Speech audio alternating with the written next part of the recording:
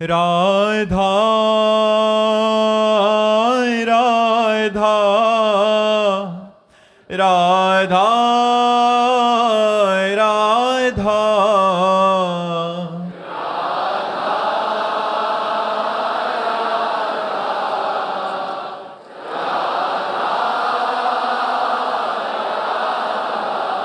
हाय राधा राधा राधा राधा राधा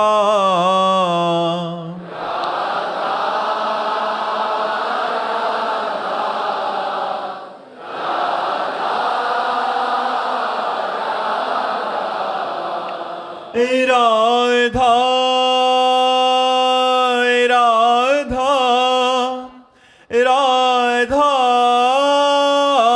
राधा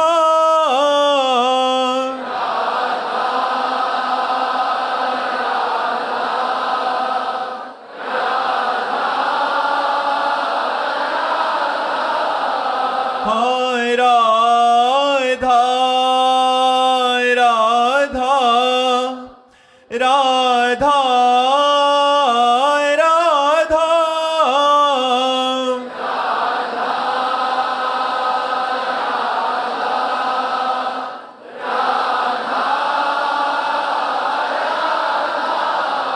हाय राधा राधा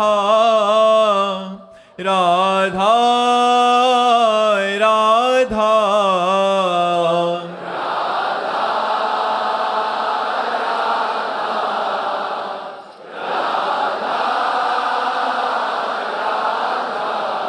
हाय राधा राधा राधा राधा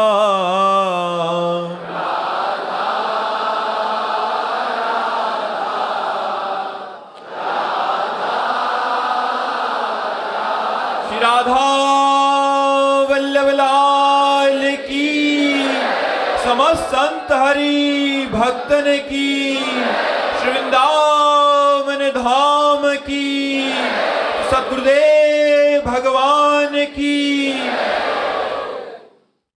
आकाश कुमार जी बिहार से। राधे राधे महाराज जी। महाराज जी, जब आप नौजवान अवस्था में साधना कर रहे थे तब उस समय आपकी सुबह से शाम तक की दिनचर्या क्या थी महाराज जी? कैसे तुम्हें बताएं, क्या क्या तुम्हें बताएं। रात्रि के 1 बजे जगना, 9 बजे सोना, 1 बजे जगना, 1 बजे से 4 बजे तक भगवत चिंतन करना, 4 बजे गंगा स्नान करना, गंगा जी के समीप ही रहना, फिर 9 बजे दिन में स्नान करना, फिर 4 बजे शाम के स्नान करना, और उड़िया बाबा के प्रवचन रूपी ग्रंथ साथ रखना, और हर समय भगवान नाम चिंतन, मंत्र चिंतन, योग वाशिष्ठ वेदांतों के जो ग्रंथ थे उस समय सब ये चिंतन।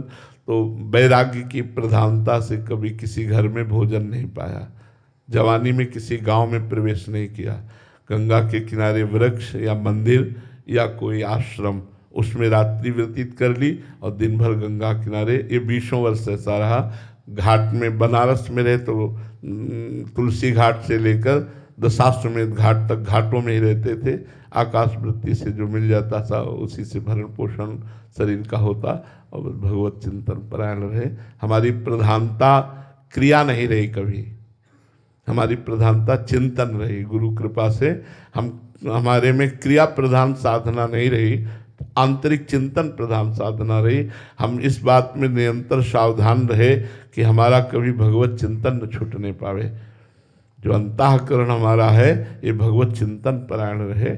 और तो सब शास्त्र स्वाध्याय, एकांत सेवन, संत समागम, गंगा जी ही हमारी माता पिता भाई बंधु मित्र दोस्त सब गंगा जी ही थी। गंगा जी से ही हमारा भरण पोषण, जब भोजन नहीं मिलता भरपेट गंगा जल पी लेते, उसी से हमारा भरण पोषण होता। आज के 30 वर्ष पहले गंगा जल ऐसा था अमृत जैसा, अब तो यमुना जल और गंगा जल आप भरपेट पी भी नहीं सकते। ये सब बड़े बड़े नाले गिर रहे हैं। अब बड़ी व्यथा होती कभी कभी कहते हैं कि जूता चप्पल कुल्हड़ ये सब परम पवित्र श्री यमुना जी के पावन जल में ये बड़े बड़े नाले डाले जा रहे हैं, तो अंदर से बड़ी व्यथा होती कि हम जिनको माँ कहते हैं। एक विदेशी ने कहा हमारे यहाँ के सरोवर जलाशय झरने नदी और समुद्र आप इनको देखिएगा, एक भी कहीं गंदगी नहीं मिलेगी। बोले आपके भारतवासी गंगा को माँ कहते हैं, जमुना को माँ कहते हैं और इसी में नाला छोड़ते हैं, गंदगी छोड़ते हैं। बोले कैसे हैं आप, कैसे भारतवासी हो कि अपनी माँ को गंदा करते हो? हम माँ कहते हैं, गंगा मैया कहते हैं ना, यमुना मैया कहते हैं ना, और बड़े बड़े गंदे नाले जा रहे हैं। अब चूंकि हर शहर नदी की ऊंचाई पर बसा हुआ है, तो जितनी उसकी गंदगी है वो सब पावन नदियों में ही डाली जा रही है। तो उस समय ऐसा था, हम जब वृंदावन आए थे भरपेट यमुना जल पीते थे, तो बड़ा अंदर से क्लेश होता है। रोज यमुना जी से प्रार्थना करते हैं, हे यमुना रसरानी, हमारी कभी ये दोष दृष्टि न होने पावे कि आप में नाला बहता है। आप तो परम पवित्र हैं, लेकिन ये बाहरी दृश्य बड़ा ही सोचनीय है। आप लोग हमारी बात समझ रहे होंगे। आप बड़ा सोचनीय है कि जिन्हें हम माँ कहते हैं, जिन्हें हमारे यहाँ भगवान के समान पूजा गया है, उनमें नाले डाले जा रहे हैं। जहाँ हम दुग्ध से अभिषेक करने की भावना रखते हैं गंगा यमुना में, वहाँ ये नाले डाले जा रहे हैं। तो उस समय जो बात थी वो जीवन भरण पोषण ही गंगा जल से होता था।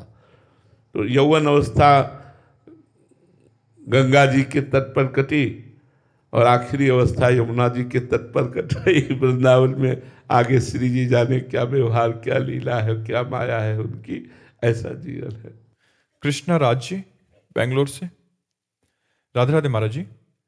महाराज जी, मन पूर्ण समर्पण से क्यों डरता है? वह सभी विकल्प खुले क्यों रखना चाहता है? क्योंकि उसका प्रवाह ही विषयों की तरफ है, और मन तभी तक मन रहता है जब तक वो विषयों का सेवन करता है। जब मन निर्विषय हो जाता है तो इंद्रियाणाम मनस्यास्मि, वो साक्षात भगवान का स्वरूप है, था, रहेगा। केवल मनाखष्टान इंद्रियाणि प्रकृति स्थान कर्षति, इसी आकर्षण को रोक ले, इसकी व्यथा को सह जाए, वही आत्मस्वरूप के बोध को प्राप्त हो जाता है, वही भगवत प्रेम को प्राप्त हो जाता है। तो मन का स्वभाव विषयों की तरफ अधोगामी है। भगवान की तरफ ऊर्ध्वगामी करने के लिए मंत्र की आवश्यकता है। जैसे जल को कहीं भी छोड़ो, प्रवाह उसका नीचे की तरफ ही जाता है। अगर जल को ऊपर चढ़ाना है तो यंत्र की आवश्यकता है। ऐसे ही प्रकृति के भोगों की तरफ मन का स्वभाव बन गया है। बड़ा हर्षित होता है भोग भोगने की इच्छा में, भोग भोगने की कामना में, लेकिन प्रभु की तरफ चलने में शुष्क सा हो जाता है। जबकि प्रभु रसो वैसा है, रस स्वरूप है, रसघन मोहन मूर्ति में है। हयाम लब्धा आनंदी भवत, इस रस को प्राप्त करके सदा सदा के लिए आनंद में डूब जाता है। पर वो इतना विषयी हो चुका है कि प्रभु की तरफ चलने के लिए तैयार भी नहीं होता। तैयार होने पर भी एक कपट रखता है, अंदर से अवसर मिलने पर भोगों की तरफ ही भागता है। इसलिए बड़ा कठिन है भगवत प्राप्ति होना। भगवत प्राप्ति कठिन नहीं है, लेकिन मन को विषयों से हटाकर परमात्मा में लगाने के प्रयास में जो व्यथा उत्पन्न होती है, जो जलन उत्पन्न होती है, मन घसीट रहा है विषयों की तरफ और हम उसे प्रभु में लगाना चाहते हैं, उस व्यथा को सह नहीं पाते। इसलिए भगवत प्राप्ति कठिन है। यम ही न व्यथयन्त्येते पुरुषम पुरुषर्षभ सम दुखा सुखाधीरम सुम्र तत्वाय कल्पते। जो उस मन के द्वारा दी हुई व्यथा से व्यथित नहीं होते, सुख दुख में समान भाव रखते हैं, वही परमात्मा को प्राप्त होते हैं, अमृत पद को प्राप्त होते हैं। तो इसका भोगों में इतना संस्कार बन चुका है, इसका स्वभाव बन चुका है कि 25 वर्ष इसको साधना की बात समझाने पर, करने पर भी आप तो गृहस्थ हैं या संसार मार्ग में हैं, हम लोग विरक्त मार्ग में, भगवत मार्ग में हैं। इसे भरपूर समझाना, रात दिन साधन में लगाए रखना, फिर भी भोगों का चिंतन करने के लिए ये अवसर निकाल ही लेता है। और जहां भोगों का चिंतन हुआ, अशांति पैदा हो जाती है। कोई भी भोग बिना चिंतन के नहीं होता, पहले चिंतन होता है। ध्यायतो विषयान पुंसान संगास्तेषुपजायते, संगात संजायते कामा। पहले विषय का चिंतन होता है, फिर विषय के संग करने की आसक्ति पैदा होती है, वहीं से हमारा पतन शुरू हो जाता है। काम की पूर्ति में लोभ, अपूर्ति में क्रोध, दोनों से सम्मूढ़ता, स्मृति भ्रम, बुद्धि का नाश। कामा संजायते क्रोधा, क्रोधा स्मृति विभ्रमा, स्मृति भ्रंशात बुद्धिनाशो, बुद्धिनाशात प्रणश्यति। ये बहुत कठिन लड़ाई है। इसको सत्संग के द्वारा, संत महापुरुषों के चरण रज के द्वारा, उनकी वाणी, गुरुवाणी का आधार लेकर जब हम चलते हैं और कुसंग से बचते हैं, जैसे हमारे अंदर पता है कि हम काम वेदना से व्यथित होकर पतित हो जाते हैं, तो हमको उन बातों से बचना होगा, उन व्यक्तियों से बचना होगा, उस स्थान से बचना होगा, उन दृश्यों से बचना होगा जिससे हमारे हृदय में काम को बढ़ावा मिलता है। अगर हम कुसंग से बच गए और सत्संग करते रहे और नाम जप करते रहे तो हृदय में शांति मिल जाएगी। हमारा मन हमको उल्टा सिखाता है, वो सिखाता है भोगों से शांति मिलती है, और भगवान सिखाते हैं त्यागात शांतिरंतरम। मन सिखाता है भोगों से शांति, ये भोग भोग लो, फिर हम शांत होकर भजन करने लगेंगे। जैसे कोई बिच्छू के डंक से डरकर सांप के बिल में हाथ डाल दे, ऐसा हमको फंसाता है मन। थोड़ी सी व्यथा को न सहने के कारण हम उस व्यथा को बढ़ाने के लिए भोगों में कूद पड़ते हैं, और जैसे जैसे भोग भोगते हैं वैसे वैसे गंदे संस्कार बनते जाते हैं, फिर हम हारते जाते हैं और हम मन को रोकने में असमर्थ होकर ये स्वीकार कर लेते हैं कि अब हमारा जीवन भोगों में ही रहकर कटेगा, अब हम भोग त्यागी होकर भगवान का भजन नहीं कर पाएंगे। ऐसा अनुभव होते ही भगवान के मार्ग से हम भ्रष्ट हो जाते हैं। इसलिए है बहुत कठिन, पर असंभव नहीं है। यदि हम सत्संग सुने, कुसंग का त्याग करें और खूब नाम जप करें, पर सहना पड़ेगा। माता स्पर्शास्तु कौन्तेय शीतोष्ण सुख दुखदा, आगमा पाइनो अनित्यास तास्तितिक्षस्व भारत। भगवान ने सहन करने की आज्ञा दी है, पर सहन कोई धीर पुरुष ही कर सकता है। बाहरी मार सही जा सकती, लेकिन मन की मार नहीं सही जाती। वो हर समय व्यथा पैदा करता रहता है। इसी व्यथा से सब परेशान है, इसी व्यथा से सब परास्त है। ये मन भोगाकर्षण से इतना मलिन हो चुका है कि कैसे तुम्हें बताए। ये रुलाता है, ये जलाता है। भगवान ही कृपा करें तो हम थोड़ा आगे बढ़ सकते हैं, अन्यथा नहीं। दैवी हिस्सा गुणमयी मम माया दुरतया माँ में ये प्रपद्यंते माया में ताम तरंति ते।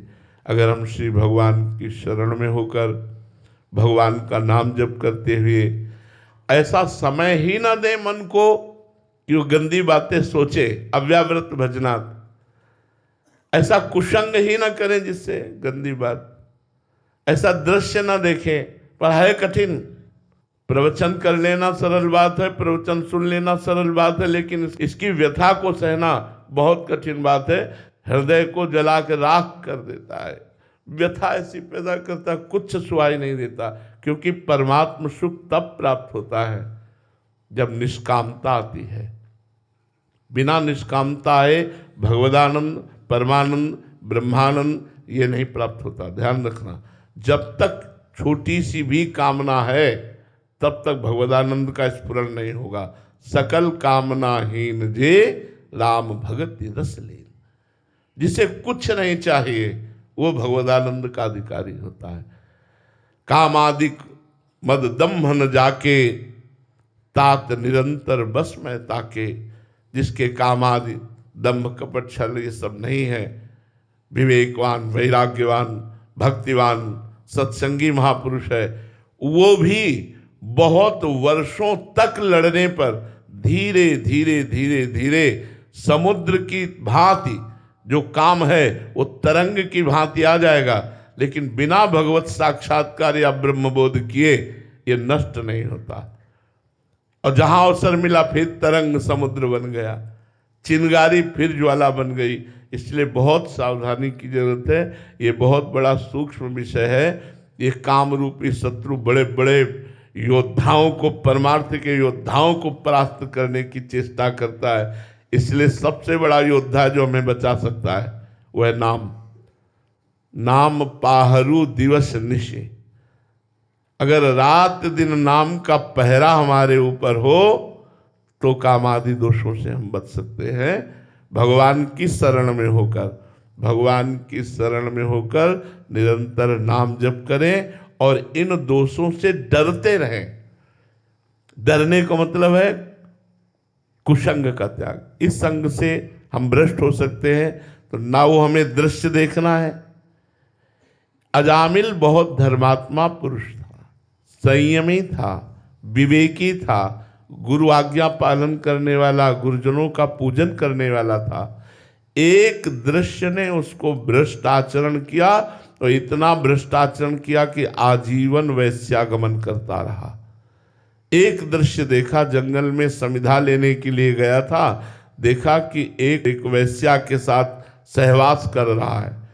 बस उस दृश्य को देखकर उसका चिंतन करके ऐसी मलिन बुद्धि हुई कि एक धर्मनिष्ठ, अब भागवत में आप पढ़ के देख लीजिए, धर्मनिष्ठ, संयमी, गुरु आज्ञा पालन करने वाला, गुरुजनों की सेवा में रहने वाला, वो अपने पिता के लिए संविधा ही लेने गया था। ऐसा भ्रष्ट हुआ कि पूरे जीवन होश नहीं आया। एक तो संतों की कृपा हुई और पुत्र का नाम नारायण रख दिया और अंतिम समय पुत्र को पुकारा नारायण, बस बात बन गई। भगवान के नाम ने अजामिल के पूरे जीवन की मलिनता को मिटाकर भगवत पार्षद स्वरूप प्रदान किया। इसलिए एक दृश्य महात्मा सौभरी को, मछली की मैथुन क्रीड़ा को देखने के कारण उनके मन में काम सुख की चाह प्रबल हुई और महाराजा धीराज मानधाता के यहाँ जाकर याचना की और 50 पुत्रियों से ब्याह किया महाराज सौभरी। इसीलिए उन्होंने लिखा, संगम त्यजेत मिथुन व्रति नाम मुमुक्षु सर्वात्मना न विसृजेत बहिरिंद्रियाणि एकश्चरण दाश्चित्त मनंत से युंजीत तद वृत्ति साधुश्चेत प्रसंगा। जो मुक्त होना चाहता है, भगवत प्रेम प्राप्त करना चाहता है, उसको मैथुन धर्म से युक्त प्राणियों का संग त्याग कर देना चाहिए। चाहे वो पशु पक्षी मैथुन धर्म से युक्त हो तो देखना नहीं चाहिए। अगर एक बार दृष्टि जाए तो नमस्कार भगवत बुद्धि करके चल देना चाहिए। और ये मोबाइल आदि से तो बहुत ही बचने की जरूरत है। अगर संसारिकता देखोगे, नाना प्रकार के भोग विलास देखोगे तो बुद्धि भ्रष्ट हो जाएगी। अगर मन को बचाना है तो हमें वो सुनना नहीं है जिससे हमारी वासना पुष्ट हो, हमें वो देखना नहीं है जिससे हमारी वासना पुष्ट हो, हमें वो क्रिया नहीं करनी जिससे हमारी वासना पुष्ट हो। और भगवान का नाम जप करें, सत्संग करें, भगवान की लीला कथा सुने तो धीरे धीरे, हम ये नहीं कहते कि 1-2 साल में, धीरे धीरे ये कम होता चला जाएगा। और जैसे ही भगवान के मिलन की चाह प्रकट हुई, बस अब बात बन गई। भगवत विरह प्रकट होते ये भस्म हो जाता है। भगवान के मिलन की चाह में इतनी बड़ी सामर्थ्य है कि ब्रह्मादिक के भोग सब विषम लागत ताई, नारायण ब्रजचंद की लगन लगी है जाए, प्रभु से मिलन की लगन लग जाए तो सब भोग तुच्छ लगते हैं। लेकिन जब तक ये लगन अगन नहीं लगेगी तब तक ये कामादि दोष गिराते रहते हैं, भ्रष्ट करते रहते हैं, और है कुछ नहीं, केवल चिंतन में सुख लगता है। काम का जैसे चिंतन करो ना तो सुख लगता है, और जब काम क्रीड़ा करो ना तो काल्पनिक है, उसमें कोई सुख नहीं है। थोड़ी देर बाद फिर वैसे ही, फिर वही नवीन वासना, फिर वही नवीन भोग, इस शरीर से नहीं उस शरीर से, ये पूरा जीवन हमको नष्ट कर देता है। इसलिए भगवान नाम का पहरा दो, साधु संग की बाड़ में रहो, हर समय अपने चिंतन को, अपनी इंद्रियों को कुसंग से बचाते रहो। बाहर से व्यक्ति का कुसंग और अंदर से वृत्ति का कुसंग, दोनों का त्याग करो। प्रायः अच्छे साधक बाहर का कुसंग तो नहीं पर अंदर के कुसंग से भ्रष्ट हो जाते हैं। अंदर जो वृत्ति का कुसंग आता है उसका अनादर ना करने के कारण, उसकी उपेक्षा ना करने के कारण, उसका चिंतन आदरयुक्त करने के कारण उनसे कुचेष्टा बन जाती है और परमार्थ विहीन वृत्ति हो जाती है। इसलिए बहुत सावधानी की जरूरत है। भगवत कृपा से, भगवान नाम जप से ठीक हो जाएगा। स्वामी नीलेशानंद गिरी जी महाराज तमिलनाडु से। राधे राधे महाराज जी। महाराज जी, भगवान की कृपा से साधु रूप में जीवन समर्पित करने का सौभाग्य मिला है। वेदांत के आत्मविचार और भगवान नाम जप का अभ्यास भी करता हूँ। आत्मा के स्वरूप की स्पष्टता अनुभव में भी है, फिर भी व्यवहार में कभी कभी अहंकार और कर्तापन के संस्कार उभर आते हैं। ये समझ नहीं आ पा रहा है कि ये शेष संस्कारों का स्वभाव कोई फर्क नहीं पड़ता। जब स्वप्न को स्वप्न जान गए जगने के बाद तो क्या फर्क पड़ेगा? क्या स्वप्न को देखा और जब जगे हम उसे स्वप्न माना कि वो स्वप्न था, तो स्वप्न के गुलाब जामुन या स्वप्न की पेला बर्फी या स्वप्न का गला काटना या स्वप्न के भोग उस समय जागने पर चिंतन होगा, लेकिन वो प्रभावित तो नहीं कर पाएंगे ना। तो ऐसे यदि जग चुके हो आप, स्थूल सूक्ष्म कारण तीनों शरीरों से अलग अपने आप को आप मानने लगे हैं जो हैं आप, और फिर भी आपको अहंकार भासता है, नानात्व का स्फुरण होता है, तो ये स्वाप्निक है। ये धीरे धीरे मिट जाएगा। जैसे हम अभी जगे हैं ना तो स्वप्न का ज़्यादा प्रभाव रहेगा, 1 घंटा बाद कम रहेगा, दोपहर तक बहुत कम रहेगा, शाम तक विस्मृत हो जाएगा। ऐसा होता है कि ज्ञान होने पर भी अस्तित्व तो उसका बना रहता है तब तक जब तक अंतराय नहीं होता। इसीलिए आत्मबोध संपन्न महापुरुष भी ध्यानाभ्यास में निरंतर रत रहते हैं। 1 मिनट के लिए भी अपने समय को व्यर्थ नहीं जाने देते। हमने एक 95 वर्ष की अवस्था के ब्रह्मबोध संपन्न महापुरुष श्री ओंकारानंद सरस्वती नजफगढ़, उनके एक दिन पास बैठे थे, 4 बजे का समय था, तो सेवक स्वेटर एक पहना रहा था, तो बोला स्वामी जी दूसरा स्वेटर 1 घंटा बाद पहना देंगे। उनका हाँ, हमारे चिंतन में डालो कि हम 1 घंटा बाद स्वेटर पहनेंगे, अभी क्यों नहीं डाल देते? बात तो साधारण सी लगी, लेकिन अपने को पकड़ में आई। गजब की बात है, इतना सूक्ष्म चिंतन कि 1 घंटे बाद स्वेटर पहनना ये स्फुरण होगा, नहीं अभी डालो। इतने बड़े महापुरुष जो ब्रह्मबोध संपन्न, वो भी अपने चिंतन को कितना संभालते हैं, अपने साधना को कितना संभालते हैं। पूज्यपाद श्री उड़िया बाबा महाराज ब्रह्मबोध संपन्न महापुरुष 18 घंटे ध्यानाभ्यास में बैठे रहते हैं। स्वरूप का बोध हो गया, इसका मतलब नहीं कि हम प्रपंच में नानात्व में खुला घूमते रहें, नहीं, बहुत सावधानी की जरूरत है। नहीं स्वात्मा रामम विषय मृग तृष्णाम भ्रमयति, आत्माराम पुरुष कभी विषय मृग तृष्णा में भ्रमित नहीं होता, वो हर समय आत्मरमण करता रहता है, असंग रहता है। एकश्चरण रास चित्त मनंत से अकेला असंग रहे, तभी आप अपने स्वरूप का रसास्वादन कर पाएंगे।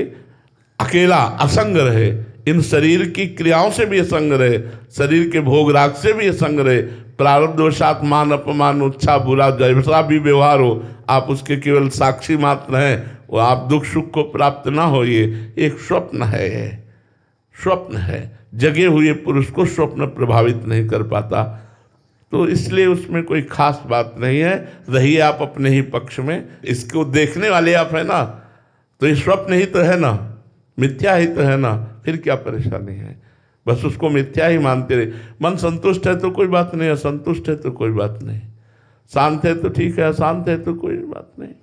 आप तो अलग है ना, बस इस बात को पकड़े रहिएगा तो सब ठीक हो जाएगा।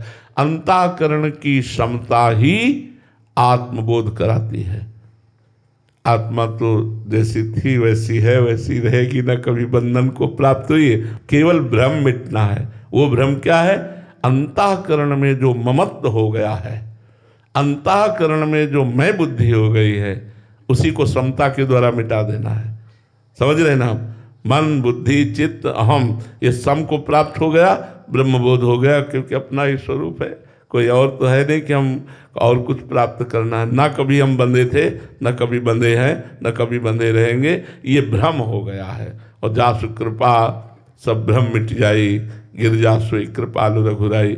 इसलिए हमें लगता है भगवान का नाम जप जरूर करते रहना चाहिए।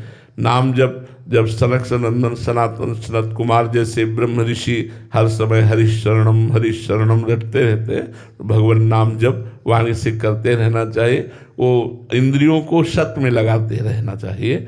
कभी छूट न दे कि हमें ज्ञान हो गया तो मनमानी आचरण करें, फिर वो भ्रष्ट हो जाएगा, उसको भ्रम हो जाएगा। इसलिए भ्रम से बचने के लिए एकांत सेवन, असंगता या अपने ही समान महापुरुषों से संग, अपने समान महापुरुषों से संग, समान साधना समान चिंतन वालों से संग। क्योंकि भागवत मार्ग के हैं लेकिन थोड़ा अलग चिंतन है तो विक्षेप पड़ेगा। इष्ट मिले और मन मिले, मिले भजन रस रीति, तहाँ निशंक होए मिलिए तासों की जय प्रीति। जो ज़्यादा एकांत और असंग रहता है वो आत्मस्वरूप की रति में बहुत सहायक है। असंग रहना बहुत अनिवार्य है। बड़ी बड़ी समितियों से, सभाओं से, बड़े ऐसे सब अलग रहे साधक जब तक ब्रह्मबोध न हो जाए। फिर जब ब्रह्मबोध हो गया तो आत्मस्वरूप का वो क्रीड़ा होती है, उसको किसी भी तरह का कोई विक्षेप नहीं होता। श्री राधा वल्लभ लाल की।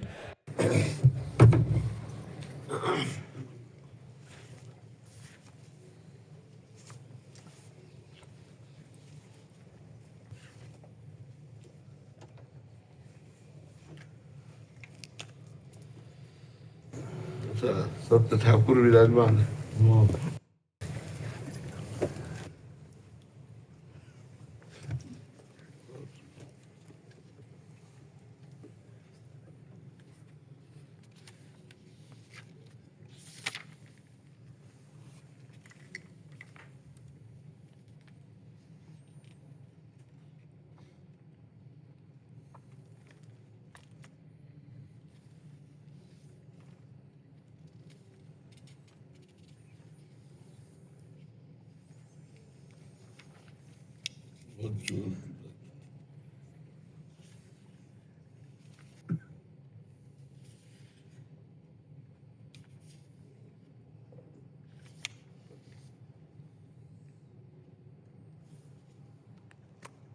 राधा भक्तमाल में जो चित्र था पुराना, उसी का थोड़ा सही हो पाया। कम से कम एक निमित्त रूप तो रख दिया कि ये प्रबोधानंद जी, भाव तो बनेगा।